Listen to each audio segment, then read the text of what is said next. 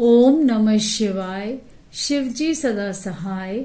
ओम नमः शिवाय। गुरुजी सदा सहाय। मीरा के गुरुजी।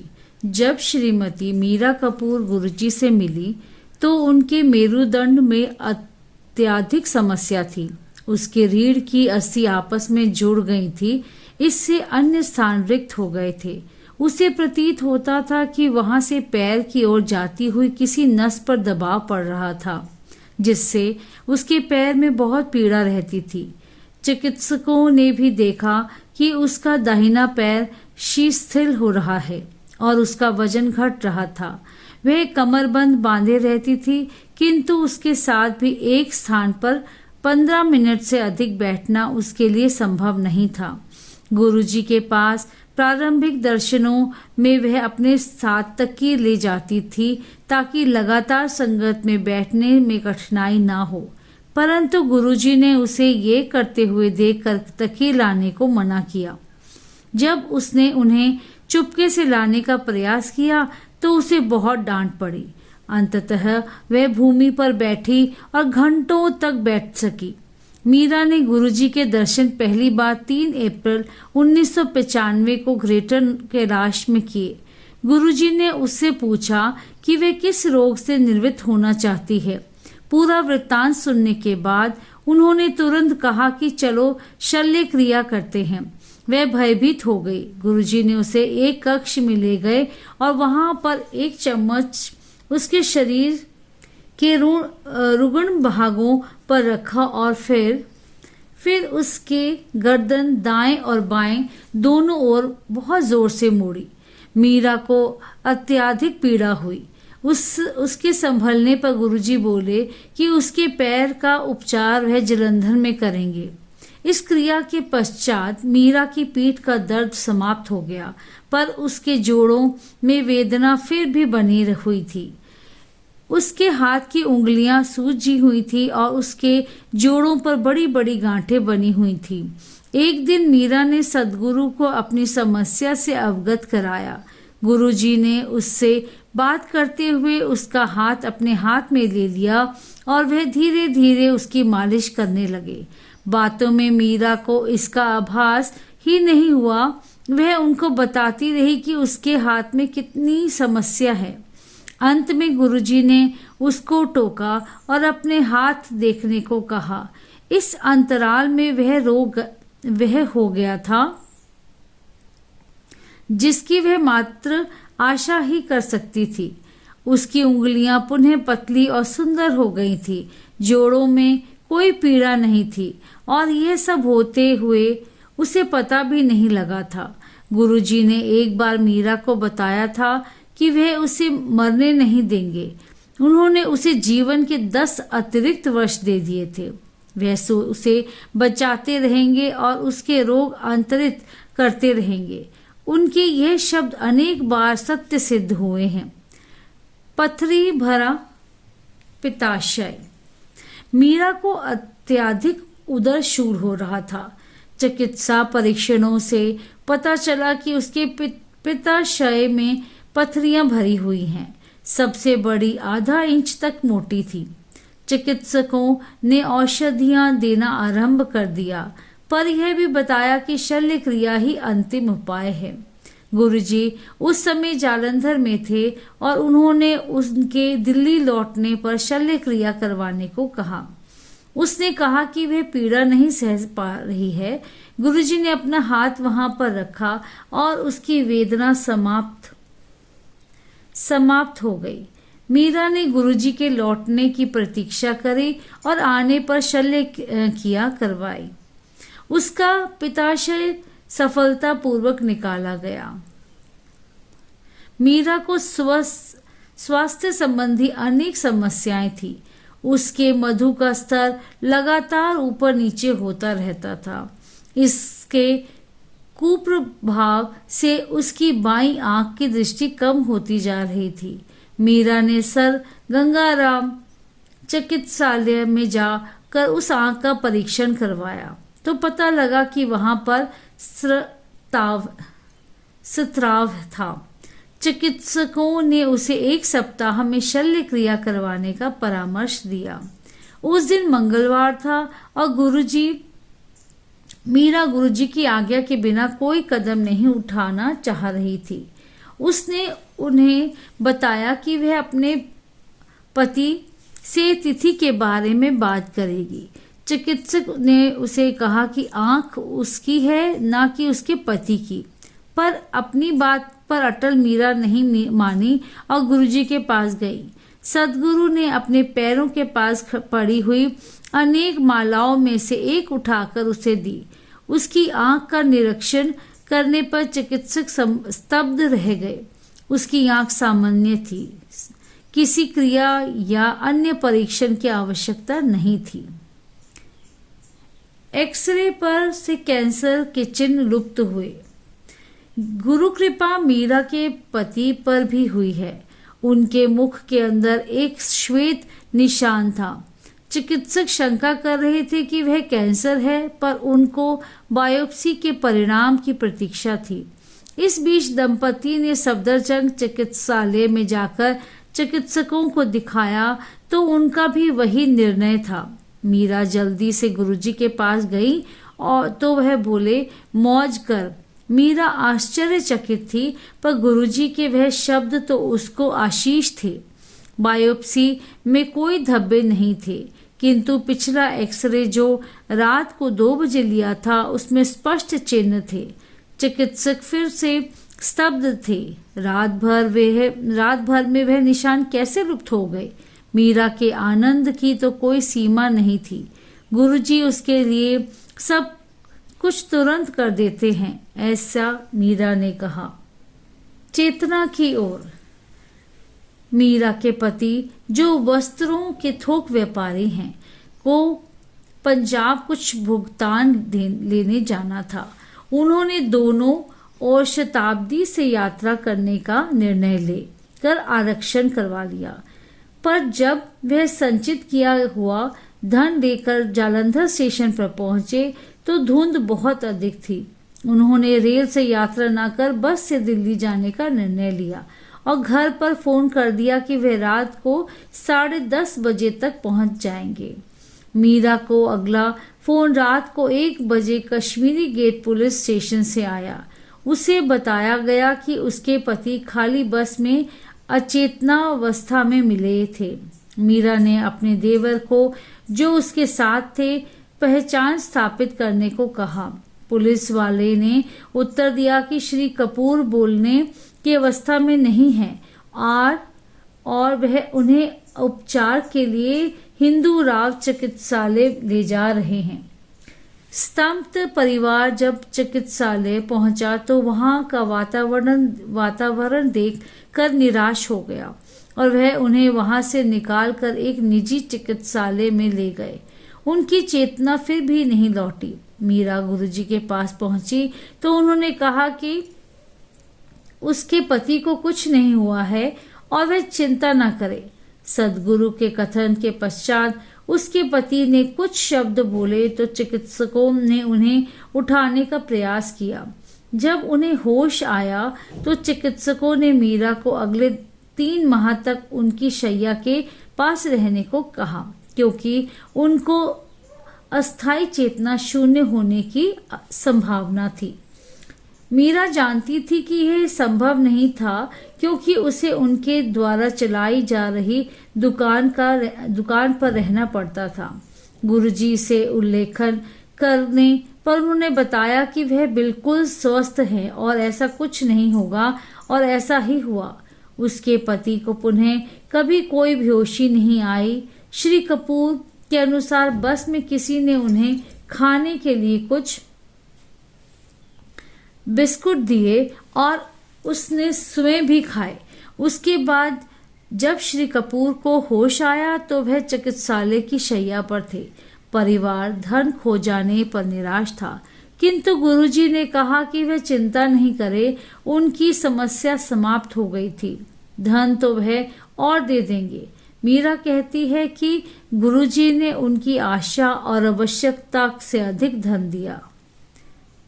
गुरु दर्शन पर चमत्कार। कपूर मीरा और उसकी सास गुरुजी के दर्शन के लिए चंडीगढ़ गए। वे रात को पहुंचे थे और गुरुजी ने उन्हें उसी समय लौटने के लिए कहा। वे वहां से रात्रि को 2 बजे निकले। उन दिनों पंजाब में आतंकवादी घटनाओं की चिंताओं के साथ थोड़ी दूर चल कर जब उन्होंने देखा कि चंडीगढ़ अंबाला राजमार्ग बंद किया हुआ है तो उनकी चिंता और अधिक बढ़ गई। उन्हें पंचकूला होकर जाना पड़ा।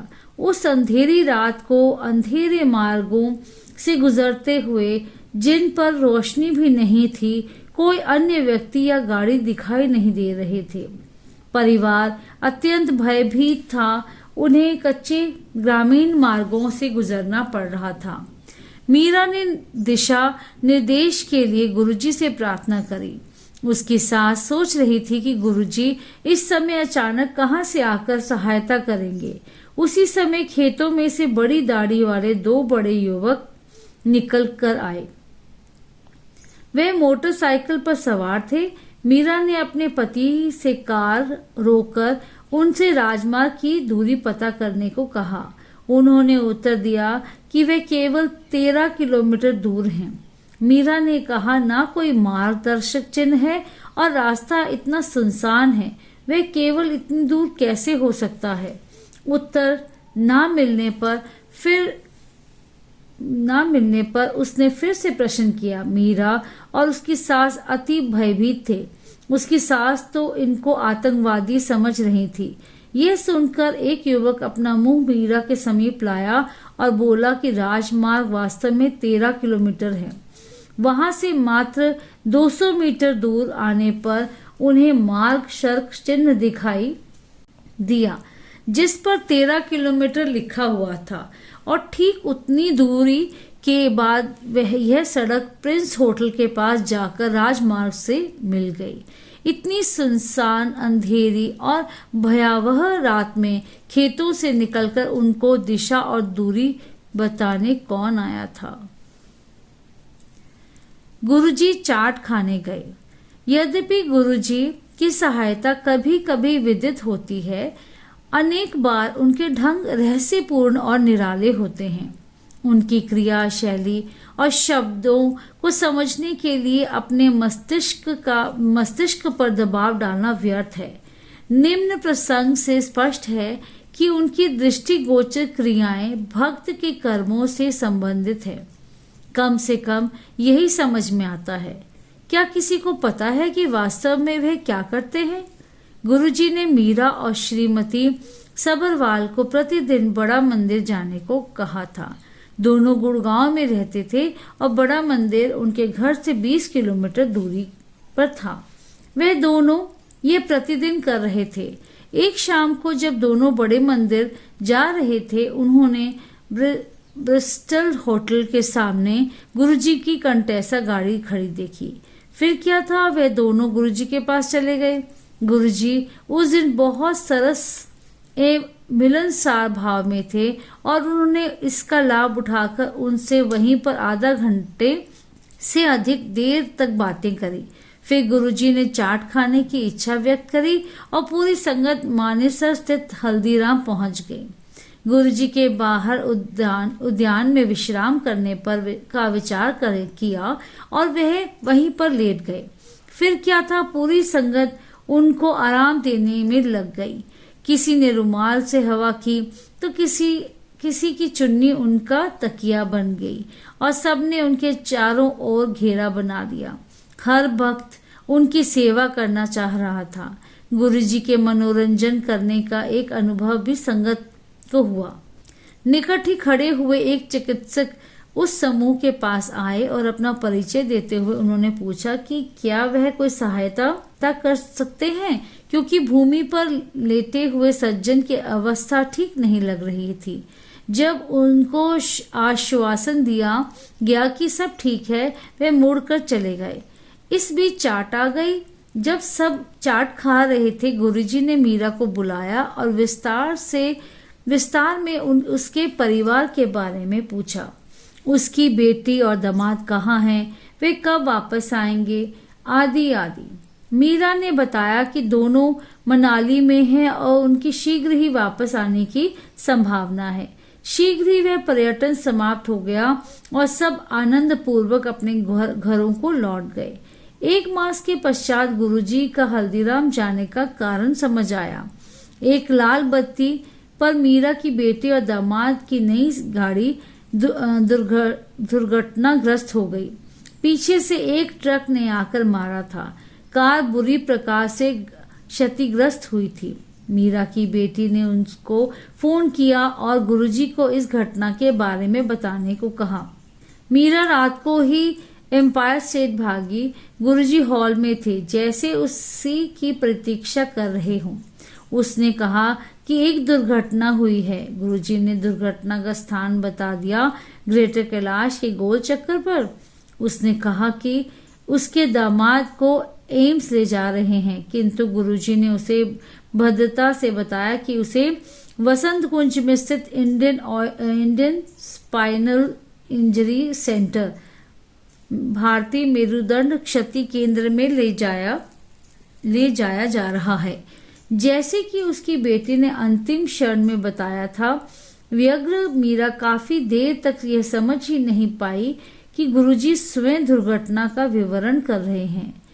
सर्वशक्तिशाली सदगुरु ने उसके किसी बच्चे को चोट नहीं आने दी थी।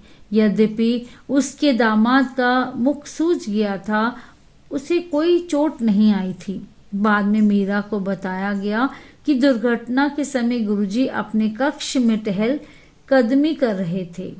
वह कहती है कि गुरुजी ने उसके दामाद की पीड़ा अपने ऊपर अंतरित कर ली थी। उन्होंने उसको कहा कि वह उसके साथ है और वह थोड़ी सी भी चिंता ना करे। मीरा कहती है कि एक माह पूर्व चार्ट के समय गुरुजी को इस दुर्घटना का पूर्वाभास हो गया था और परिवार के बारे में पूछकर उन्होंने दुर्घटना को और गंभीर होने से बचाया था। दुकान पर विचित्र घटनाएं। गुरुजी ने छद्मवेश में करोल बाग में स्थित मीरा की दुकान पहुंचकर उसे व्याकुल कर दिया। वह या तो उनके कष्ट दूर करने पहुंचे थे या फिर उनको कुछ देने के लिए, पर वह कभी भी उसे वेश में नहीं पहुंचे जिसमें सब भक्त उनको देखते रहते हैं। वह उन पर समृद्धि की वृष्टि करने के लिए उनसे धन भी ले गए। मीरा को सदा केवल इसका विस्मय मिश्रित दुख रहा है कि वह उन्हें कभी पहचान नहीं पाई। कपूर अपना व्यवसाय करोल बाग में पहली मंजिल पर स्थित एक दुकान से चलाते थे। एक दिन सुबह एक अपरिचित उनकी दुकान पर आया। उसने अपना परिचय पत्र दिखाया और कहा कि उसे कुछ चिल्लर चाहिए। उस समय मीरा दुकान पर बैठी थी और उसने कहा कि वह थोक व्यापारी हैं और उनके पास छुट्टा नहीं है, परंतु कपूर ने उसकी सहायता करने के लिए दुकान के एक कर्मचारी को 6,500 रुपए का भुनाने वाला चेक देकर उस अपरिचित के साथ बैंक भेज दिया था। वह व्यक्ति बैंक में गया और कर्मचारी बाहर खड़ा रहा। वह तब तक प्रतीक्षा करता रहा जब तक बैंक के सुरक्षा कर्मी ने उसे बताया कि उसके बताए हुए हुलिये का कोई व्यक्ति बैंक में गया ही नहीं था। वह कर्मचारी दुकान पर लौट आया। उसने जब पूरा वृतांत सुनाया तो मीरा को अत्यंत दुख हुआ कि उनके जैसे अनुभवी व्यापारियों को एक अपरिचित ने इतनी सरलता से ठग लिया था। उसने गुरुजी से इसका उल्लेखन किया तो उन्होंने कहा कि उनकी समस्याएं दूर हो गई हैं। उन्होंने यह भी कहा कि वे पैसा ले गए थे। एक अन्य अवसर पर एक बहुत लंबा व्यक्ति जिसका सिर छत को छू रहा था दुकान पर आया और अंदर झांकने लगा। उसने कमर पर एक पुराना कमरबंद बांधा हुआ था। आवारा समझकर मीरा ने उसके जाने के लिए कहा। एक कर्मचारी ने कहा कि वह भोलेनाथ लगते हैं। मीरा ने उसे 2 रुपए दिए और जोर देकर जाने के लिए कहा। वह चला गया। दुकान के सुरक्षा कर्मी ने उसे अंदर आते हुए या बाहर जाते हुए नहीं देखा ही नहीं था। शाम को मीरा जब गुरुजी के पास गई तो वह बहुत लज्जित हुई। सद्गुरु ने उसे कहा कि जब वह दुकान पर आए थे तो उसने उन्हें केवल 2 रुपए ही दिए थे। गुरुजी का आदेश था कि वे दुकान पर बैठे। यद्यपि उसे दुकान के बारे में कुछ पता नहीं था, उसने आज्ञा का पालन किया। उसके बाद जब गुरुजी जालंधर गए तो वह उनके चित्र के सामने बहुत रोती थी। वह शिव पुराण भी पढ़ती थी और माला लेकर ओम नमः शिवाय, शिवजी सदा सहाय, ओम नमः शिवाय, गुरुजी सदा सहाय का पाठ करती थी। जब भी उनको गुरुजी की सुगंध आती थी वे निकट ही अपने घर से कपड़े बदलकर जालंधर चले जाया करते थे। एक ऐसे ही दर्शन पर गुरुजी ने उसे कहा कि वह उन्हें इतना याद ना करे और इतना ना रोए, साथ ही ओम नमः शिवाय, शिवजी सदा सहाय मंत्र का अधिक पाठ करे। उसके इतना याद करने के कारण गुरुजी उसकी दुकान पर आते रहे। एक बार एक संत दुकान पर आए और उन्होंने कहा कि वह उसे एक माला देना चाहते हैं। जब उसने अपना हाथ बढ़ाया तो संत ने उसे झुकने के लिए कहा और माला उसके गले में पहना दी। उन्होंने यह भी कहा कि वह यह माला सदा अपने गले में डालें। इसके पश्चात गुरुजी ने उनके यहाँ एक बार फिर पहुंचे मीरा के नाती को कड़ा देने। उन्होंने मीरा को भी वैसा ही कड़ा दिया। जब मीरा ने दुकान पर बैठना आरंभ किया तो उसने वहां पर गुरुजी का चित्र लगा दिया था।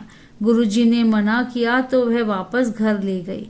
दुकान पर 5 माह तक जाने के बाद गुरुजी ने उसे अपना चित्र लगाने की आज्ञा दी। मीरा कहती है कि उसके उपरांत व्यापार में वृद्धि हुई और उनके उस पिछले सब घाटे पूरे हो गए। गुरुजी ने श्री कपूर के वचन की भी लाज रखी। एक बार कपूर ने किसी व्यक्ति को उसी दिन 3 लाख रुपए देने का वायदा किया।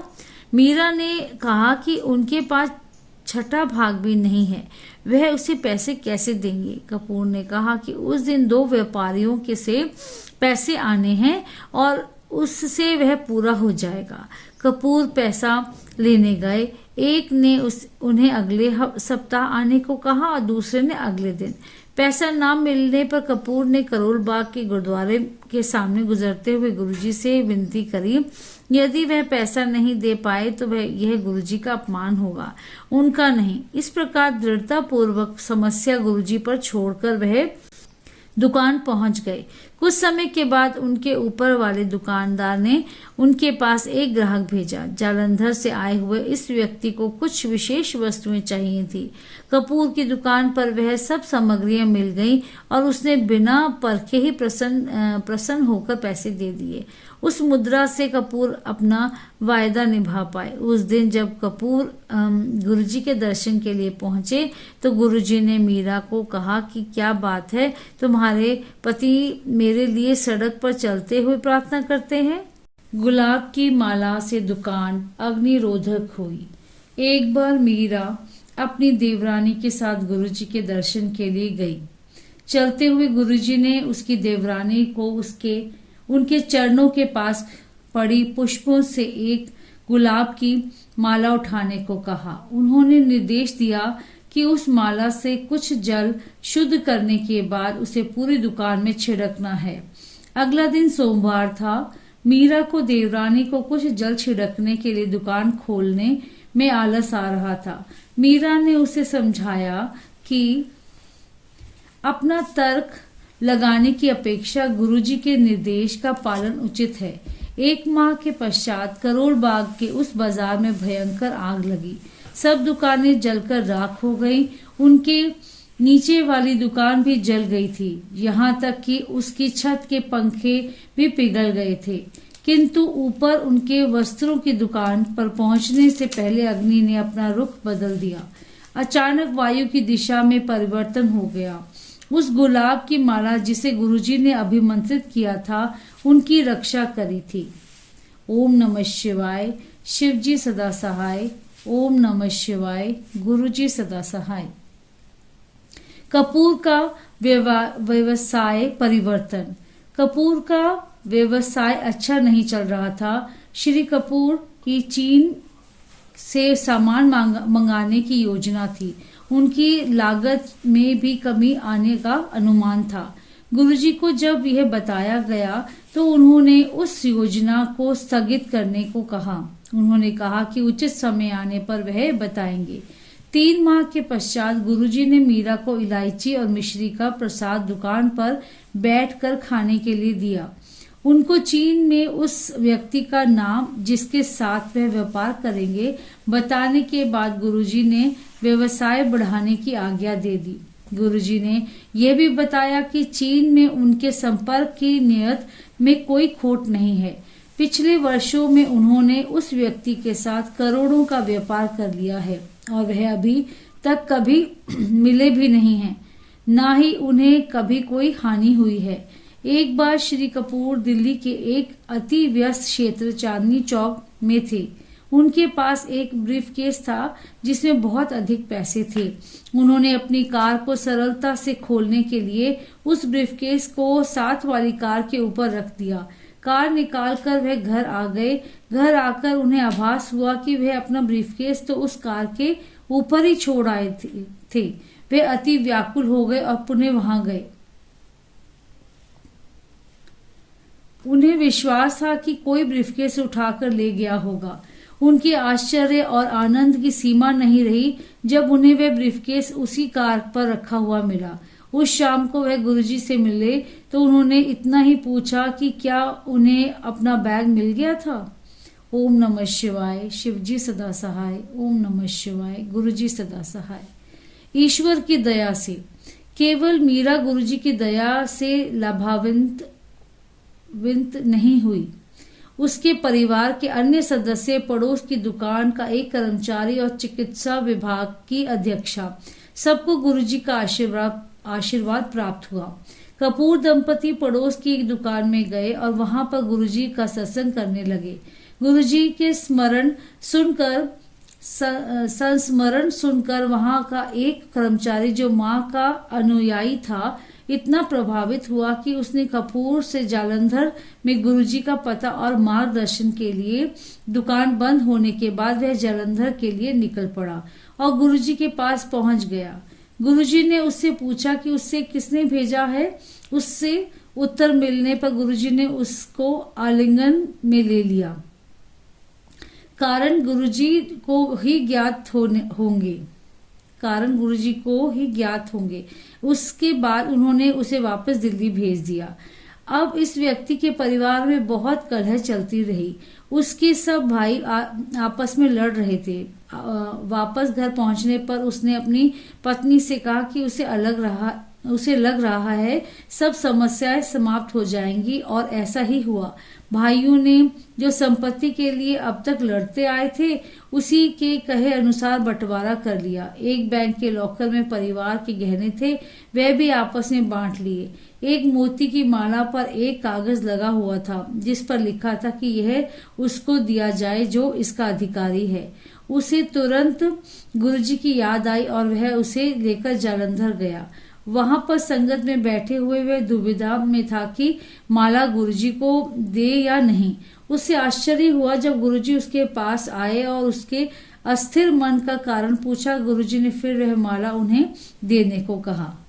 सबको मीरा के जोड़ों के दर्द से छुटकारा होते हुए देखकर अचंभा हुआ था। मीरा की चिकित्सिका को, जो सफदरजंग चिकित्सालय में स्थित रोग विभाग की अधीक्षा भी थी, इसी रोग से पीड़ित थी। उन्हें रोगियों के कक्ष में घूमने में भी पीड़ा होती थी। मीरा ने उन्हें गुरुजी के दर्शन करने का परामर्श दिया। वह गई और गुरुजी का आशीर्वाद प्राप्त कर वापस लौटी। शीघ्र ही मीरा को उनका फोन आया। उन्होंने उसे बताया कि वह उसी समय अपने रोगियों को देखकर आई थी और कोई वेदना नहीं हुई थी।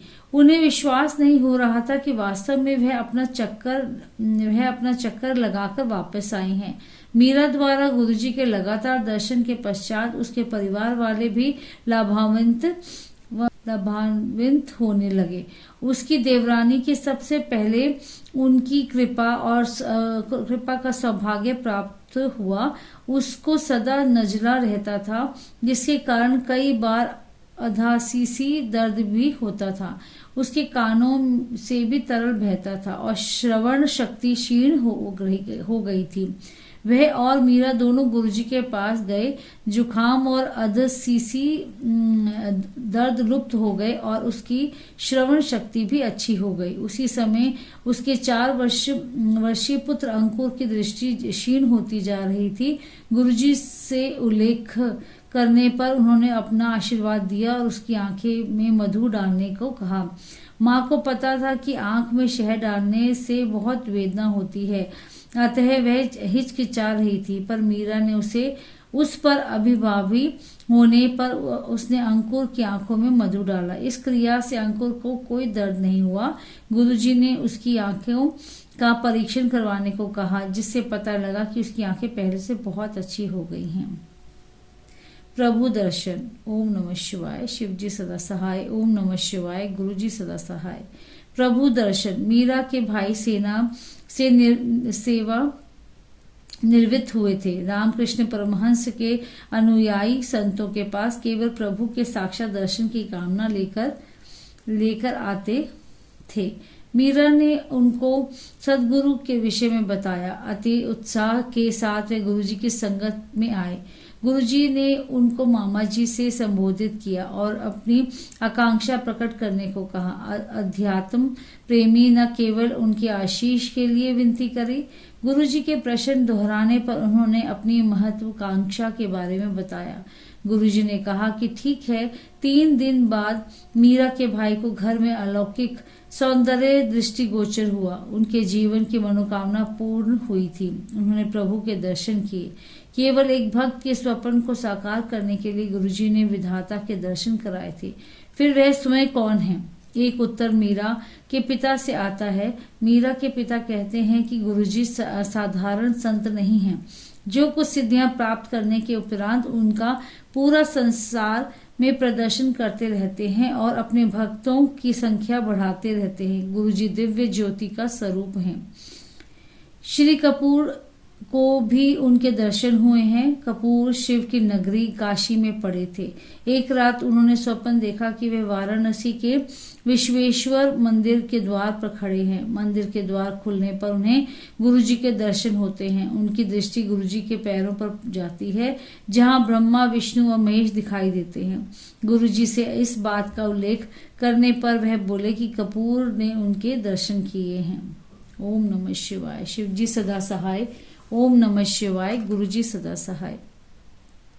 गृह में घटी घटनाओं के दर्शन। मीरा सदा करोड़ बाग वाले मकान में संयुक्त परिवार में रहती आई थी। गुरुजी ने उनको गुड़गांव में मकान लेकर रहने के लिए कहा। 25 मार्च 2003 को वह गुड़गांव रहने के लिए आ गए। मीरा नए घर में आने पर उसे पवित्र करने के लिए गृह प्रवेश आदि कोई धार्मिक समारोह का आयोजन करना चाह रही थी, किंतु गुरुजी ने उसे सब के लिए मना कर दिया। सदगुरु ने उसको केवल पहले उनके चित्र के साथ प्रवेश करने को कहा। तब से उस घर में उनकी उपस्थिति होने का अनेक बार आभास हुआ है। पहली बार तब हुआ जब मीरा मन ही मन उस घर में अकेले होने का दुखड़ा रो रही थी। यद्यपि उसके घर में काम करने वाली उसे बता चुकी थी कि उसकी पड़ोसन उससे बात करना चाहती है, मीरा ने पहले कदम नहीं उठाया।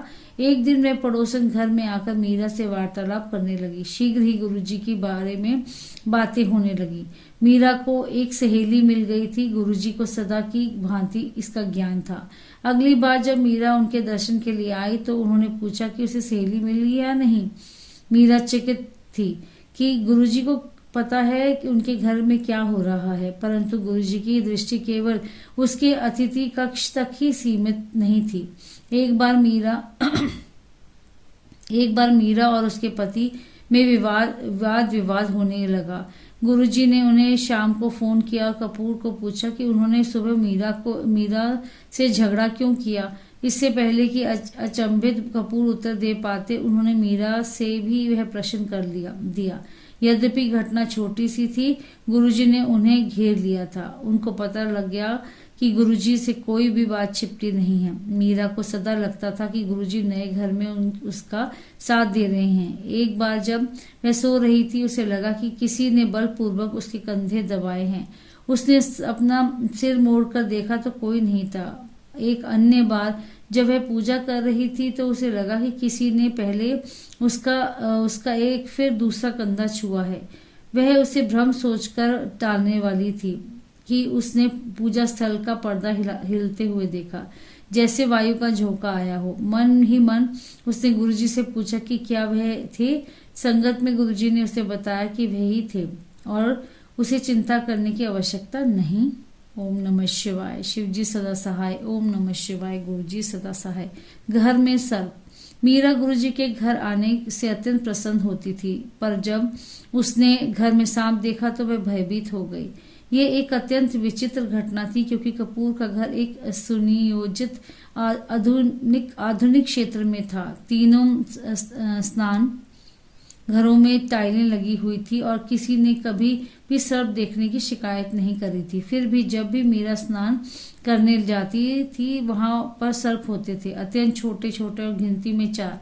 वह डरी रहती थी। स्नान के लिए जाने से पहले गुरुजी से प्रार्थना करती थी, पर सांप फिर भी आ जाते थे। वह उन्हें पैर से दबा देती थी। उसने अपने पति से स्नानगार हटाने को कहा और वहां पर निर्णय लेने पर बात अटक गई। अतः गुरुजी से कहा तो वह बोले कि वह अति भाग्यशाली है। उसने उत्तर दिया कि वह तो भयभीत रहती है। गुरुजी ने उससे पूछा कि उसे क्या चाहिए। उसने कहा कि वह स्नानागार हटाना चाहती है और सांप कभी नहीं आएंगे। गुरुजी की आज्ञा से स्नानागार हटाया गया। जो कर्मी उसे हटाने आए थे उनको चेतावनी दी कि उसके नीचे सर्प हैं। उन्होंने हंसकर बात टाल दी। जब हटा तो नीचे कोई सर्प नहीं थे, सब लुप्त हो गए थे। एक आधुनिक निवास समुदाय में सर्प कहाँ से आए? वह केवल मीरा को ही क्यों दिखाई दिए? उनकी उपस्थिति क्या दर्शाती है? वह कहाँ चले गए? केवल शिव को ज्ञान है। ओम नमः शिवाय। शिवजी सदा सहाय। श्रीमती मीरा कपूर, गुड़गांव द्वारा कथित।